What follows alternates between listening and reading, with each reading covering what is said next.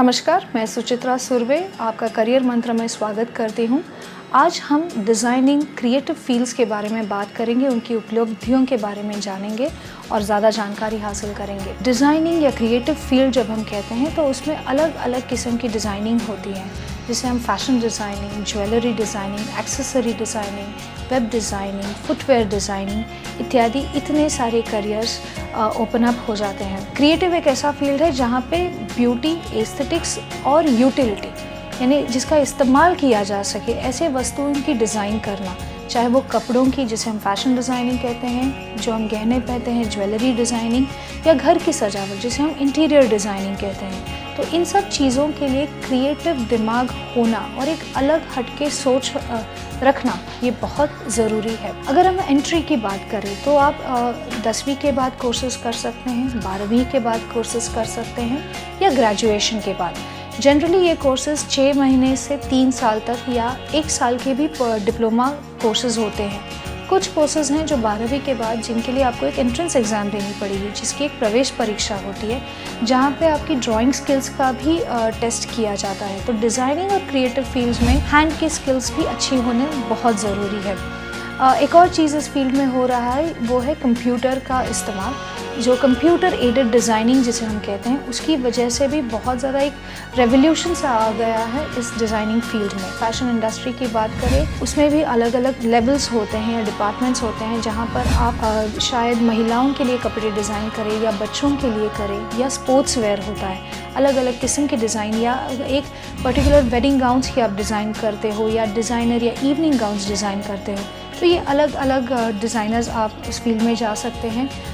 इसमें ये बहुत ज़रूरी है कि आपको खुद को स्टिचिंग, टेलरिंग की भी नॉलेज हो, कपड़ों की क्वालिटी जो टेक्सटाइल जिसे हम कहते हैं उसकी भी नॉलेज हो, ये बहुत ज़रूरी है। बिकॉज़ आगे जाके कौन से कपड़े पे किस तरह की डिज़ाइन अच्छी लगेगी ये भी आपको जानना होता है और ज़रूरी भी है। फुटवेयर डिज़ाइनिंग की बात करें, अलग अलग किस्म के और प्रकार के जूते आ रहे हैं, अलग अलग स्पोर्ट्स वेयर है, डेली वेयर है, ऑफिस वेयर है, सेमी फॉर्मल वेयर है। तो इनको भी डिज़ाइन करने वाले मटेरियल्स के साथ अलग अलग प्रकार के कंफर्ट्स के लिए जो काम करते हैं वो फुटवेयर डिज़ाइनर्स होते हैं।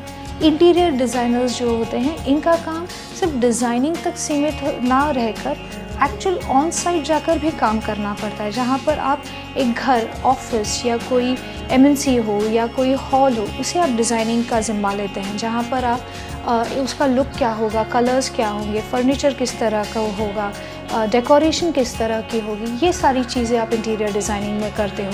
इन सब डिज़ाइनिंग के बारे में अगर हम सोचें तो एक बात बहुत ज़रूरी है, आपको क्लाइंट्स की नीड क्या है इसे जानना बहुत ज़रूरी है। बिकॉज़ आपके क्लाइंट्स की कुछ डिमांड होगी, उनकी कुछ नीड्स होंगी किसी ड्रेस को लेकर या किसी घर को लेकर, ये समझना बहुत ज़रूरी है। उसी तरह उस ड्रीम को एक रियलिटी में ट्रांसफ़र करना, ये एक डिज़ाइनर का काम होता है। तो यस, एक अच्छा फील्ड है। अगर आप में क्रिएटिविटी है, इमेजिनेशन है, इनोवेशन है, तो आप इस फील्ड में ज़रूर एंट्री ले सकते हैं। अगर हम जॉब्स की बात करें तो ऑब्वियसली जॉब्स कहाँ पर अवेलेबल हैं, फैशन हाउसेस हैं, मैन्युफैक्चरिंग यूनिट्स हैं, ये फैशन डिज़ाइनर्स के लिए हैं, या खुद का आप कंसल्टेंट बन सकते हो, फ्रीलांसिंग कर सकते हो, बुटीक्स के साथ, मीडिया हाउसेस के साथ, बिकॉज़ आजकल ड्रामा, सीरियल्स, थिएटर, इन सब में भी डिज़ाइनर्स और कॉस्ट्यूम डिज़ाइनर्स की बहुत मांग है। अगर हम इंटीरियर डिज़ाइनर की बात करें तो आप किसी बिल्डर, कॉन्ट्रैक्टर, आर्किटेक्ट या खुद का भी एक सेल्फ एम्प्लॉयड डिज़ाइनर भी बन सकते हैं, जहाँ पे आपकी स्पेशलिटी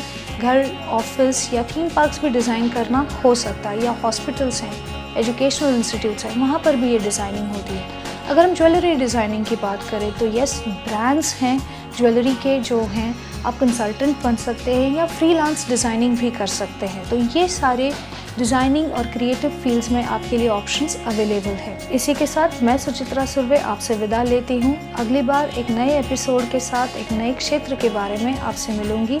तब तक अलविदा, बाय बाय।